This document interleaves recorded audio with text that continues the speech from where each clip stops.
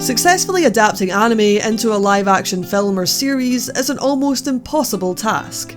It's been done time and time again with very few triumphs.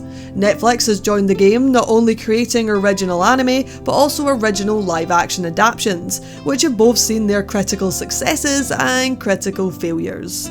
This time around, they have taken one of the most visually eye-catching dynamic animes and turned it into a visibly average melodrama.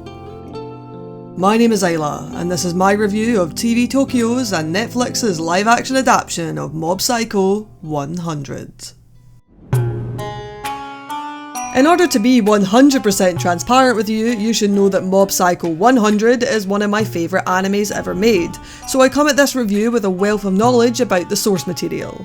And when this live action was announced, I had the highest of hopes and the greatest level of skepticism, because adapting anime almost always goes wrong.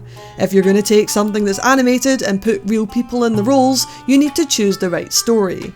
Mob Psycho 100 is not the right story to tell with flesh and blood, even if it appears to be on the surface. The anime and the live action follow the same premise, focusing on an unpopular middle schooler called Mob who has a wealth of psychokinetic powers, which can become a danger to those around him. In order to control his abilities, he starts working for Reagan, who claims to have psychic powers of his own, but uses Mob to help him conduct his con artist activities. Sounds simple enough, but there is a much deeper meaning to this show than it lets on from the first few episodes. Mob is an adolescent, very much dictated by his emotions and desires. These fuel his psychic powers, which jump up in percentages the more his emotions are tested. But instead of using them to get what he wants, he chooses hard, physical work instead. This can be seen as the show progresses, but is most notable near the beginning, when he chooses to join the Body Improvement Club rather than the Telepathy Club. Like the anime, the overarching theme of just be a good person weighs heavily throughout this series, and it's in these moments of self-reflection, in the monologue scenes with Reagan or in the conversations between Mob and his brother Ritsu, that this live action truly shines. It's just a shame that the package it's presented in is a mere shadow of the anime.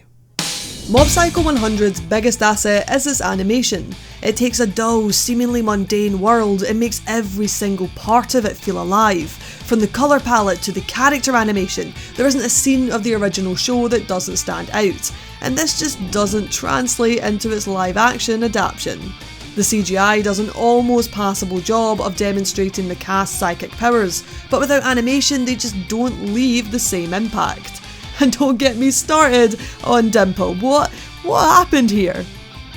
An example of this poor translation can be seen right at the very start, when Reagan is trying to convince a couple that he can perform an exorcism on the ghost that's haunting them, and he tells the woman he can fix her face. Now this is funny in the anime because the animation style lends her character design to look contorted and grotesque, but in the live action, she just looks like a normal woman.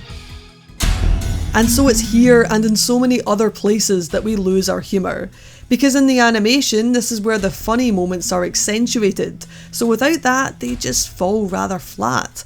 From Hanazawa's hair to the fight scenes, everything just feels as if it's waiting for brushstrokes that never come. The cast appear as if they've jumped straight out the pages of a manga, and although they bring to their roles an abundance of energy, and leaving behind their outlandish designs, they lose a certain sense of themselves. Reagan especially suffers from this. His normal abilities, masked as psychokinetic powers, barely inspire a chuckle without the vibrant animation to back it up.